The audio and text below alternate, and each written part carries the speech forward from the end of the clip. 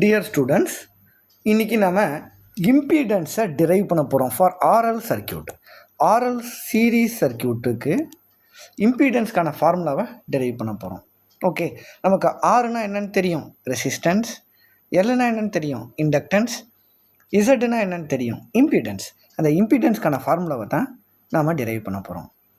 Okay, Z is equal to, நீங்கள் already படிச்சிருப்பீங்க formula, square root of R square plus XL square. இந்த formula உங்களுக்கு already memorise பண்ணியிருப்பீங்க. Okay, but அந்த ஃபார்முலாவை இப்போ நம்ம டிரைவ் பண்ணி கொண்டு வர போகிறோம். சரிங்களா? ஸோ பிஃபோர் தட் நம்ம ஒரு ஆர்எல் சர்க்கியூட்டை கன்ஸ்ட்ரக்ட் பண்ணிக்குவோம்.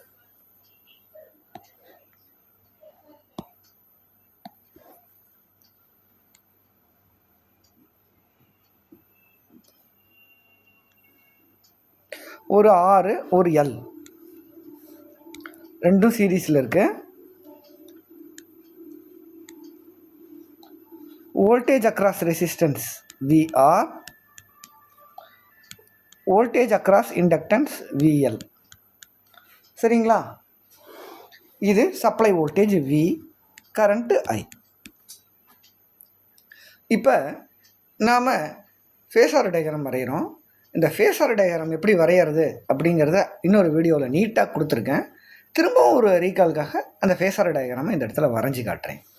ஸோ இந்த இடத்துல ரெசிஸ்டன்ஸ் இருக்கிறதுனால என்ன அப்படின்னா, voltage is in phase with the current. அதாவது கரண்ட்டும் வோல்டேஜும் ஒரே ஃபேஸில் தான் இருக்கும். ஸோ அதே லைனில் தான் நம்ம வரையணும். ஓகே, ஸோ இது வோல்டேஜ் அக்ராஸ் த ரெசிஸ்டன்ஸ்க்கான லைனு, இது கரண்ட்டுக்கான லைனு. ஓகே, இது விஆர், இது ஐ. பட் வேற என்ன அப்படின்னு பார்த்துக்கிட்டிங்கனாக்கா, இந்த இடத்துல நமக்கு ஒரு இண்டக்டாரும் இருக்குது. ஓகே, ஸோ இண்டக்டாரும் இருக்கிறதுனால இங்கே என்ன நடக்கும், voltage leads current by an angle 90 degrees. அதுதானே நம்ம இண்டக்டாரோட ப்ராப்பர்ட்டி. ஸோ இப்போ நம்ம இண்டக்டாருக்கான டயக்ராம் வரையும் போது கரண்ட்டை விட ஒரு 90 டிகிரி முன்னதாக வோல்டேஜ் அக்ராஸ் த இண்டக்டார் இருக்கும். சரிங்களா? இப்போ நமக்கு டோட்டல் வோல்டேஜ் என்னது அப்படின்னு பார்த்தீங்கன்னா, ரிசல்டன்ட் இதுலேருந்து தானே ஆரம்பிச்சிருக்கு. இது ஓன்னு வச்சுப்போம், இதுலேருந்து தானே ஆரம்பிச்சிருக்கு. இப்போ ரிசல்டன்ட் என்ன அப்படின்னு பார்த்துக்கிட்டிங்கன்னா, இதுதான் ரிசல்டன்ட். ஓகே, ஸோ இதுதான் டோட்டல் வோல்டேஜ் வி, இது voltage across resistance VR, voltage across inductance VL, இது கரண்ட்டு. ஓகேவா? ஒரு எக்ஸாம்பிளுக்கு இந்த டயக்ராமை மட்டும் தனியாக எடுத்து எழுதிப்போம். இது ஓன், இதை பிளாட் பண்ணிக்குவோம். இதை ஏன்னு வச்சுக்கலாம், இதை பின்னு வச்சுக்கலாம். இதை பார்த்தா ஒரு ரைட் ஆங்கிள் ட்ரையாங்கிள் மாதிரி இருக்கா? ஓகே, இதை மட்டும் தனியாக எடுத்து வரைஞ்சி பார்ப்போம். ஒரு ரைட் ஆங்கிள் ட்ரையாங்கிள் மாதிரி இருக்கும் நமக்கு. சரியா? இது ஓ, இது பி, இது ஏ. சரிங்களா? இப்போ நாம் என்ன பண்ண போகிறோம் அப்படின்னா, பித்தாகரஸ் தியரத்தை அப்ளை பண்ண போகிறோம். என்ன சார் பித்தாகரஸ் தியரம்லாம் சொல்கிறீங்க? பாலிடெக்னிக் லெவலில் இந்த பித்தாகரஸ் தியரம்ங்கிறது இந்த இடத்துல யூஸ் ஆகுது. பித்தாகரஸ் தியரம் என்ன சொல்லுது? ஸோ இந்த இடத்துல OB square, OB square is equal to OA square plus AB square அப்படின்னு சொல்லுவோம். அதாவது square of the hypotenuse is equal to the sum of the square of the adjacent two sides அப்படிங்குது. அதுதான் Pythagoras theorem. ஓகேவா? Polytechnic ஸ்டாண்டர்டில் நீங்கள் அந்த Pythagoras theorem படிக்கலைன்னா இப்போ ஞாபகம் வச்சுக்கோங்க. என்ன அப்படின்னா, இந்த இடத்த ஹைபாட்னியூஸ் அப்படின்னு சொல்லுவாங்க. ஹைபாட்னியூஸ் அப்படின்னு சொல்லுவாங்க. இது வந்து அட்ஜசன்ட் சைடுன்னு சொல்லுவாங்க. இதை ஆப்போசிட் சைடு அப்படின்னு சொல்லுவாங்க.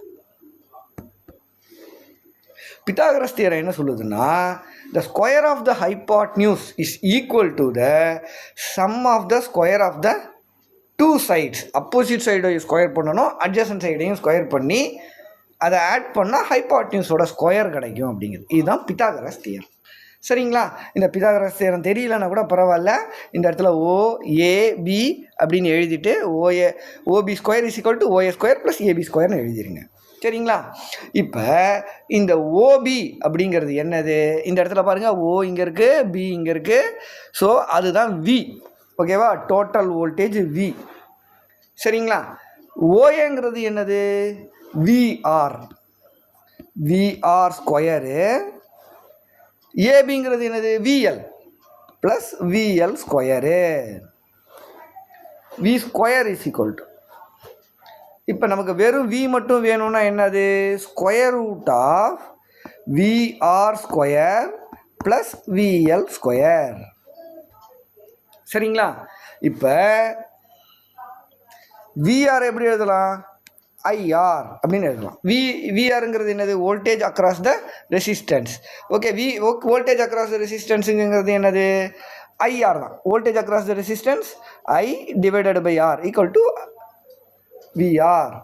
So IR square. சரிங்களா? வோல்டேஜ் அக்ராஸ் இண்டக்டர் என்னது? எல்லுங்கன்னா உடனே நம்ம என்ன பண்ணணும்? XL கண்டுபிடிச்சிடணும். IXL square. சரிங்களா? இப்போ பார்த்துக்கிட்டிங்கன்னா இதை நம்ம அப்படியே எக்ஸ்பெண்ட் பண்ணிக்கலாமா? இது I ஸ்கொயர் R ஸ்கொயர்னோ ப்ளஸ் I ஸ்கொயர் XL ஸ்கொயர்னு எழுதலாமா? IR whole square I square R ஸ்கொயர்னு எழுதுகிறோம். IXL square I square XL ஸ்கொயர்னு எழுதுகிறோம். இப்போ நமக்கு காமனாக என்ன இருக்குது? I ஸ்கொயர் காமனாக இருக்கா? அது காமனாக எடுத்துடலாமா? I ஸ்கொயர் காமனாக இருக்குது. R square plus XL square. இப்போ ஸ்கொயர் ரூட் ஆஃப் I ஸ்கொயருங்கிறது என்னது? I into square root of R square plus XL square. இது என்னது? V. இந்த ஐயை இந்த இடத்துக்கு ஷிஃப்ட் பண்ணிக்கிறோம். என்ன பண்ணுறோம்? இந்த ஐயை இதுக்கு கீழே கொண்டு வந்துடுறோம்.